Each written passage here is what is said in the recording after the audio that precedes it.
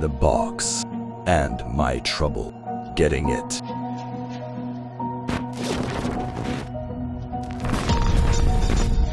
By Bruce Tryon. We had barely touched down at the hospital landing pad when Captain Milrow pushed open the hatch door and started running. I caught a glimpse of him running from the ship for the hospital door when he almost stumbled. He managed to recover and continued to run for the door. The hospital's sliding doors didn't open fast enough, so he crashed into them and kept on going. Several minutes later, we caught up with him in the hallway, looking dazed as someone hurried through a set of sliding doors with the box of medical supplies under his arm. We stood for a few minutes before Kilo turned to the captain and said, "Okay, now what?" The captain looked around at all of us and said, "Come on, let's go to my brother's place." He said he would meet us there later with news. Walking back to the spaceship, I had a small chance to look around at this planet. It was green and brown, with patches of other colors. I could hear birds, insects, and something else making noise in the woods.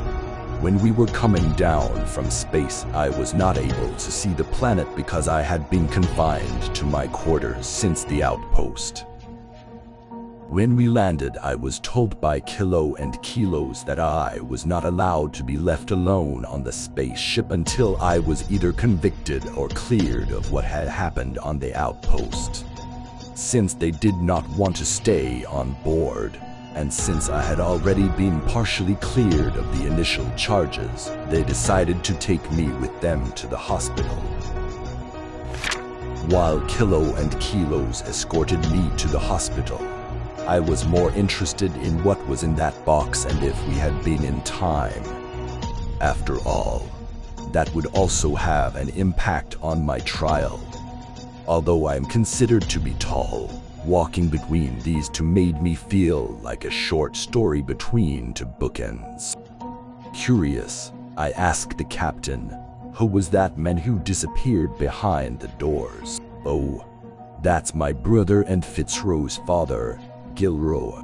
But aren't Kilo, the first officer, and Kilos, the navigational officer, related to you and Gilroy too?"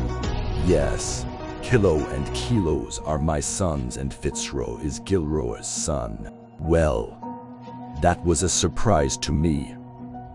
I had only signed on with this shipping company for a month before the incident.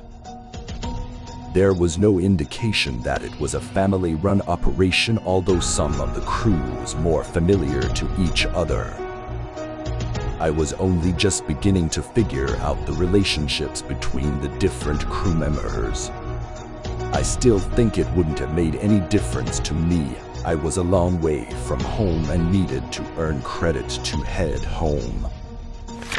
My name is Jonab and I started out in a space colony on Deneb, the other side of the Milky Way. Space travel was a way to escape from the everyday humdrum existence on my planet, even if I missed my family, particularly my mom and my older brother. However, that's another story. I have had a variety of adventures, some more exciting than others.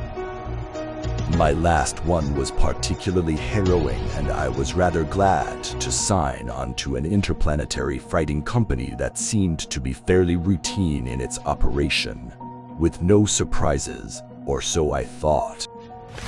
When I had signed on to the Starstruck, the captain had mentioned that the crew was close-knit and I might have problems fitting in. I was used to being the odd man out since I had often changed jobs after I started working on spaceships. Captain Milroy thought it through. Fortunately, my former captain from the spaceship Wanderlust had given me a good recommendation. "Jonab, I think I will hire you for a 6-month contract with the option of a 2-year contract after that. How does that sound to you?" Well, That sounds great, sir. I certainly look forward to serving with you. You won't regret it. I certainly hope not. Now, wind up your affairs and report back here by curfew tonight. I want to leave by first sunrise. Yes, sir. I strode down the airlock feeling on top of the universe. Finally, a new start. Another chance to earn some space credits. I might even be able to start working my way homeward. After I joined the Starstruck, it took the better part of a month to settle in.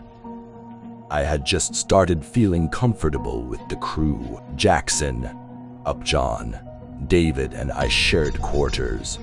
For small bunks in a room with 4 chairs and a table.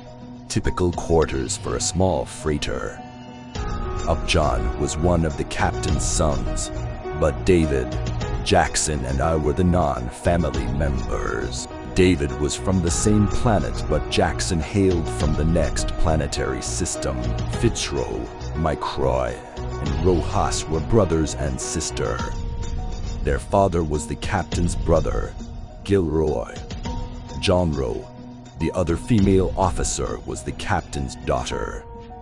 Fitzroy, Rojas, Microy, and John Rowe also shared quarters. That left Kilos, also the captain's son, Roy, another son of Milroy, and Raymond, also from the same planet, for the 3rd crew room. Of course, the captain, Milroy, and the first officer, Kilo, had their own quarters. John Roy and Rojas were the only female members of the crew. Although I knew it was crazy, I was beginning to fall in love with Rojas. Who was I kidding? I was completely lost. I never knew I could feel this way about anyone. Well, enough about me for now. I was still trying to figure out what had happened and why as we headed for the Starstruck. The captain walked out of the hospital a bit more slowly. We went back to the spaceport and boarded the Starstruck. Ah, Captain. Yes, Jonah. Where is your brother's house? Are we going to be able to land the ship there? No. We have to take the shuttle to his house. On the shuttle, Fitzroy asked, Captain, did you get my father's key card for the door? No. Don't you have yours? No. Why not? When I moved out, I gave it back to him. What about the rest of you? He asked, looking at his brothers and sister. From the sheepish looks, no one had the necessary key card. Oops. I guess we just going to have to wait outside for him. We walked to the house in almost total silence. We reached the house, which only took a few minutes. Both men stopped in front of the door. They looked accusingly at one another. As I looked around, everyone looked upset at either the captain or maybe Fitzroy. Then all of a sudden, the captain started to laugh. First one, then another began to laugh or smile as tensions relaxed. As I looked at Rojas, who is the captain's niece as well as the communication officer, she softened and gave me a soft smile which warmed me and made me blush. I think because I felt hot, which was either from that look, the heat, or from the hard look I got from the captain. I guessed it could be several hours before the captain's brother, Gilroy, came home from the hospital, but there was no way to tell. I looked around for a chair, but all I saw were some 3-legged stools. They had some sort of fabric stretched between the legs. I stood there and watched while one of the crew started to sit down. Then the stool moved. I blinked and looked again at the stool, and it moved up to meet the crew member. It spread out to fit the size of that person. The stool had greenish-brown legs with a brownish type of fabric stretched between the legs. We call them stoolies, the captain said. Don't ask. The scientists still haven't figured them out, but they come in handy for sitting. I turned around and leaned on the railing of the porch. I looked out on a brook coming out from under the house. There were tall trees on both sides of the brook. Some were brown with green leaves while other trees were reddish with purple-tinged leaves. The brook flowed down the hill. With the silence on the porch, I could hear the waterfall, and the water seemed to go onto the ocean, or was it a lake from this distance? I could not really tell. I stood and stared at the water flowing from under the house, tuning out the argument that started up about the box and me. I watched birds fly around and heard some insects fly around as well. I was watching a bug of some sort crawl along a leaf of a nearby plant. I am not sure how long I watched the bug move over the leaves and flowers before I noticed a flower that had fringes on the edges of the petals.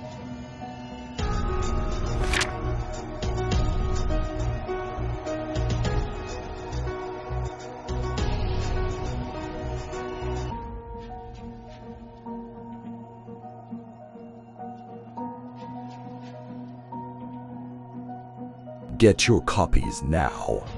Available at brucebetryan.com. The Box and My Trouble Getting It.